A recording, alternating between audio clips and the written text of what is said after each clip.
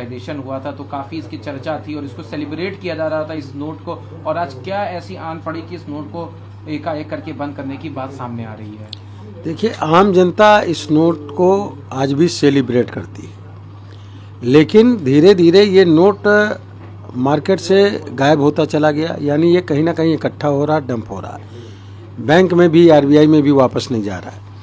इसलिए आरबीआई ने इस पर निर्णय लिया कि जब ये नोट चलन में भी कम हो रहा है और आ भी नहीं रहा बैंक में, इसका मतलब कहीं ना कहीं ये नोट डंप हो रहा है। डंप होने की वजह से नोट वापस आ जाए फिर से और मनी लॉन्ड्रिंग ना होने पाए, इसकी वजह से आरबीआई ने फैसला किया और इस निर्णय का हम स्वागत करते हैं। आम जनता भी इस निर्णय का स्वागत कर रही है। परेशानी केवल उन लोगों को है जिन लोगों का पैसा बैंक में नहीं जमा है, घर में जमा है या घर में डंप है। उन्हीं लोगों को केवल परेशानी हो रही है कि ये नोट क्यों बंद किया गया। अखिलेश यादव, एक तरफ जहां अखिलेश यादव या और विपक्षी दलों ने इसका विरोध किया तो दूसरी तरफ आंध्र सरकार ने इसका समर्थन किया है। देखिए, विरोध वही लोग कर रहे हैं जिनके पास 2000 का नोट बैंक में नहीं जमा है, उनके खाते में नहीं जमा है, बल्कि वो या घर में है या कहीं दूसरी जगह डंप किया हुआ है, इकट्ठा किया हुआ है। इसकी वजह से वो विरोध कर रहे हैं कि अब इसको बदलने के लिए जाना पड़ेगा। बदलने के लिए जाना पड़ेगा तो बात खुल करके आएगी। खुद नहीं बदलने जाएंगे तो किसी को लगाएंगे कि बदल करके लाइए रोज़, तो बेचारे वो जो लोग बदलने के लिए लाइन में खड़े होंगे उनको इसका फ़ायदा होगा। इस वजह से विपक्ष को परेशानी हो रही है। वरना जो भी ईमानदार आदमी है और जिसका बैंक में पैसा जमा है, कोई भी बैंक कर्मी, बैंक का अकाउंट धारी जिसके पास अकाउंट में पैसा जमा है, वो इससे खुशी मना रहा है। क्योंकि बैंक में पैसा जमा होगा, वो चाहे 200 का नोट हो, चाहे 500 का नोट हो, चाहे 2000 का नोट हो, उससे कोई प्रॉब्लम नहीं हो रही, कोई परेशानी नहीं हो रही। परेशानी उन्हीं को है जिनका पैसा बैंक में नहीं जमा, 2000 का नोट घर में डंप है, उनको परेशानी है। एक सवाल और है कि क्या लगता है अंतर्राष्ट्रीय स्तर पे भारत को कितनी ज़्यादा लोकप्रियता मिल रही है कि लगातार इस तरह के जो कार्यक्रम हैं वो होते जा रहे हैं, प्रधानमंत्री को हर जगह बुलाया जाने लगा है?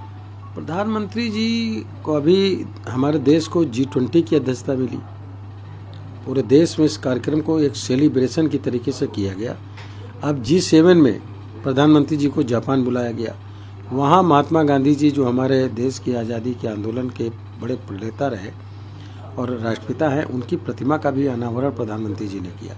एक बड़ी खुशी की बात है कि हमारे राष्ट्रपिता महात्मा गांधी जी की प्रतिमा जापान में लग रही है और G7 देशों के कार्यक्रम में लग रही है। एक बहुत बड़ी बात है। मैं समझ रहा हूँ कि आदरणीय प्रधानमंत्री नरेंद्र मोदी जी की जो सोच है अपने राष्ट्र के निर्माण में और दुनिया के निर्माण में, 100 साल एडवांस सोचते हैं वो, और इसीलिए आज दुनिया में सबसे पॉपुलर लीडर है। मोदी जी जहाँ जाते हैं वहाँ उनका बम्पर स्वागत होता है, भव्य स्वागत होता है, और लोग मोदी जी को दुनिया में सबसे ज़्यादा पसंद करते हैं। G7 लेगा तो जिसको लेके और भी कई देश हैं, चाहे सऊदी अरब हो, इजिप्ट और टर्की, इन्होंने रजिस्ट्रेशन नहीं किया, लेकिन चाइना ने पूरी तरह से इसमें अपने आप को इससे दूर रखा है। वहीं पे उसके ऊपर भारत का कहना यह है कि ये बायलैटरल टर्म्स के लिए ज़रूरी है और इस तरह से करना एक अच्छी बात नहीं है। कि G20 का पूरे देश में जगह जगह पे कार्यक्रम आयोजित किए जा रहे हैं। अब चाइना उसमें क्यों नहीं भाग लेना चाहता है? क्या जो जम्मू कश्मीर में हो रहा है वहाँ पर भारत का संविधान चल रहा है, धारा 370 ख़त्म की गई, भारत का संविधान पूरी तरीके से लागू हुआ है। आखिर वहाँ पर ना जाने का कारण क्या है? इसका मतलब जानबूझ करके एक विवाद खड़ा करने का प्रयास चीन कर रहा है, और इसका जवाब जो भी होगा वो हमारी सरकार देने का काम करेगी, आदरणीय प्रधानमंत्री जवाब देने का काम करेंगे। सर, आज कर्नाटक में हमें मिली है, क्या लगता है कि जो विपक्ष एकता की बात हो रही है कितना कारगर रहने वाला है 2024 के लिए ये? क्योंकि जहां एक तरफ एकता की बात हो रही है वहां तमाम नेताओं ने जाने से मना भी किया है। देखिए, विपक्षी एकता का तो ये मामला नहीं है। हाँ, कांग्रेस ने ये प्रयास किया कि शपथ ग्रहण के मौके पे विपक्ष के तमाम लोगों को बुला लिया जाए, लेकिन उन लोगों को ही आमंत्रित किया जहाँ पर कांग्रेस मजबूत नहीं थी या विपक्ष में नहीं है, वहाँ के लोगों को ही आमंत्रित किया। दिल्ली से केजरीवाल को नहीं बुलाया, ममता बनर्जी को नहीं बुलाया, कई स्टेट से लोगों को बुलाने का काम नहीं किया। तो विपक्ष की कोई एकता नहीं बन पा रही है और न बन पाएगी।